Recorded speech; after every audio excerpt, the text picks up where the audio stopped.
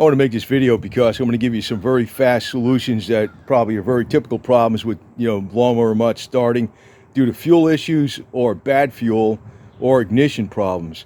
I've actually had one weird problem that cropped up that was intermittent electrical problem with the ignition, and it was a very simple fix. I want to point out what that is too. The first thing, if you can't start the mower, what I would suggest is, I know it's not the best thing in the world to use starting fluid, but this has to have a little bit of lubricant in there. Spray a little bit of this in there and see if it, just cranks over and gives you a little bit of, a 1 second run time. If it just fires off, if it fires off, more than likely your problem is going to be fuel. Now, the typical problem with these is the fuel sits a long time and it gets all gummed up. This worked for me every time. I have never taken a carburetor apart on this engine.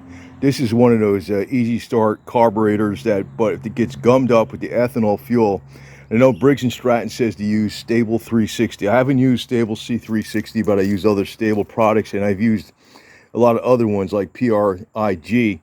This one I found works the best. And the thing is, if you have bad fuel in there and it's already gummed up in the carburetor, now this will tell you to use 1 capful, which is like a 1/4 ounce or something like that, that treats 2.5 gallons of fuel. I put like 2 ounces of this stuff in there, in that little gas tank, which has like a quart, or not even a quart, and I let it sit, and it gets all down in there, and it goes into the carburetor eventually, and it will convert gummy bad deposits into good gas, or dissolves the deposits very safely. I found this almost always works with, I've never found it where it didn't work. Now, you can have a problem with the diaphragm on a carburetor, the older ones. That's $1 part, and there's other videos on that to change that out. But most of the time, it's gummy gas because it's sat in there a long time, or even if it's not even been sitting there a long time, after a period of time, these carburetors get dirty. This stuff works, and then believe me, I've used everything. This stuff works great. Now, if you have an ignition problem, I had an intermittent ignition problem. And just to cut right to the chase, what it was this cable, it's a little bit loose here, but it got stretched a little bit. So when I was pulling this back, it was still grounding out the coil. The ignition, I guess it's an ignition module or ignition igniter. Maybe it's not a coil, it's an igniter or a module. It was still grounding out. When this gets pulled back, it grounds out the ignition coil, and it puts a little brake on the flywheel to stop the motor. Well, sometimes it was starting, sometimes it wasn't, and I was thinking it was fuel related, but then it wouldn't start with the starting fluid. And I said maybe it's ignition related. Then I got it started, and I was using it to cut the lawn for hours, and it was fine. And I went to start it up the next day, and I couldn't get it going again. And I was like, what is going on here? So what I did was to take this off, there's only 3 screws on this, right? 3 8mm screws, real easy to take these off. Take this off, and I'll show you the module underneath there. Very simple. A couple other things you can do. Okay, so I took the cover off, real simple. And you can actually try to start these up with a drill. Another thing I would try too is take your air cleaner off if it doesn't start too. Sometimes that air cleaner is just so dirty. And it is a good idea to change the spark plug, just for the heck of it. This one's an RJ12YC. RC12YC. That's what this one is, a RC12YC. Romeo Charlie 12 Yankee Charlie. Now, this wire here, if you see this, that's connected to your ignition igniter module, whatever you want to call that. This is about a 14 thousandths or 12 thousandths gap between this and the flywheel where the magnets are. The business card works best because if you're your business card has the right thickness, a regular paper cardboard business card, to set this gap, because if you're doing it with a feeler gauge, the feeler gauge, unless you have like a bronze non-matic feeler gauge, this thing's magnetic. The business card does it perfect because this sucks it into here if you're going to change this out.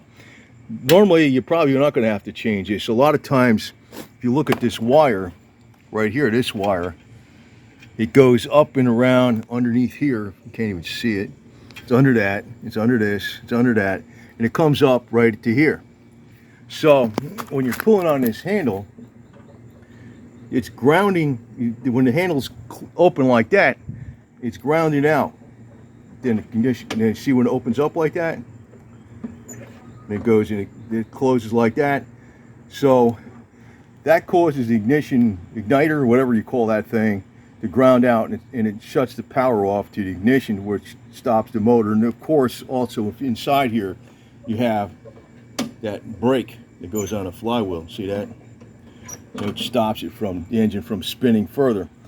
So what would happen here was this cable, either it stretched or maybe this bracket got bent in a little bit. What I did was I just bent out the bracket a little bit more. It was like just a fine little bit of difference. It was giving me an intermittent electrical problem where this thing wasn't running sometimes, and it was kind of like I couldn't figure it out until I saw this. I said, because what I did to check to see if it would run, I pulled this wire off, and of course then you have no way to stop the engine. The only way you would stop the engine is to actually pull off the plug, the wire right here, with these, something like this, insulated pliers, and pull this off. That's what I did to stop it. But when this was off, then I knew the problem was within this wire, which it could also be, since this is an insulated wire down here, see this? If this insulation cracks off and it rubs on this here, that could cause it to give you intermittent electrical problems. Because usually these things, they last pretty long.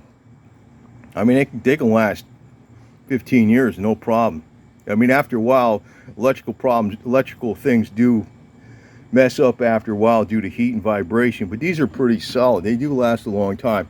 If you change this out, use the business card method. Unless you have feeler gauges that are non-magnetic, you're probably going to get a more accurate reading with the business card, because the business card is not magnetic. It's going to pull this into where the magnets are. You just rotate this until where the magnets are, and it pulls it in, and the business card's in between there, and just snug these down. Don't tighten these too much, because they're just going into like some soft aluminum. You can easily strip them out. Make sure all that stuff is clean and everything. So, but more than likely, I think this is going to be actually kind of like a typical problem, because, you know, I'm looking at this cable. Looks like, you know, I don't think it had as much stretch in there before. It just stretched out a little more, and it wasn't pulling this quite far enough. Now it's perfect. Now it works perfect. But it was kind of like an aggravating problem, because sometimes it would start and sometimes it wouldn't. And it was just enough to ground it sometimes and shut it off.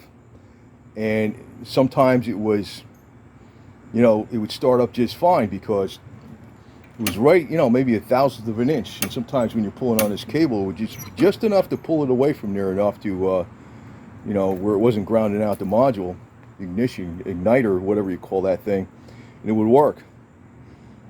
So sometimes I was thinking it was fuel, and it wasn't fuel, and I says, well, then how come it started and it was running for like 2 hours? I mean, I couldn't get that. That was the problem. So, and again, most of the time you're gonna have a problem, it's gonna be fuel, and it's because of ethanol. I know I tried all these products, and I haven't tried Stable 360, but I have used, you know, other products, everything else. But this one, when I went to use this, I've never stopped using this, because I have a gas generator. Like, I'll let it sit for 8 months or a year at a time, and I'll put some of this stuff in it, and I literally start at the first pull. I got some videos on that, and I let it sit another 12, 14 months or a year and a half, 2 years, and I had this stuff in it and start at the first pull. I use other gas stabilizers and stuff, and I haven't tried, you know, Stable 360 yet. Again, I said, because that's what they recommend for Briggs and Stratton, but, you know, I go with this because I know it works. But You know, the other thing is, you know, if you got a really old lawnmower, you want to check this connection here, you know, in here, because if that's rusty in there, if that's all rusty, that's going to be a problem. So like what I like to do is I like to spray a little bit of this PB Blaster or something in there, and keep that rust free. Make sure it's on there all the way, because that a lot of times these things, you know, if they sit outside or something, that gets rusty and then it's messed up, and then, you know, you're really going to have to change that module to change the wire. The other thing is these bulbs, and I'm going to say this is something I do, it's not saying it's recommended, but you see these bulbs that you press in to just give the gas a squirt, sometimes they get really stiff. I spray a little PB Blaster on that rubber and it kind of softens it up a little bit, and you know, that bulb works better. But that's what I do. But and another thing I do, I use the straight 30 weight Rotella or whatever. You know, it doesn't have to be Rotella. I use Rotella, and I also put some of that engine restore in it with the copper that's designed to, like, you know, seal up the rings better and stuff. I think it's going to give more longevity to some of these little engines like this, because this one's been around a while. It's been pretty good to me until this one problem came up. But I assume a lot of people, it's kind of weird, because it was like, it wasn't like it was working sometimes and sometimes it wasn't. It was just to the point where it was, you know, now like I said, the only thing I had to do was bend this out a little bit so this pulls back far enough away from it where it's not grounded. Thing right there. Now it's grounded. See? Very simple. But if you don't know it, it's not simple. It's frustrating. So I hope this helps. Runs fine. No problem now.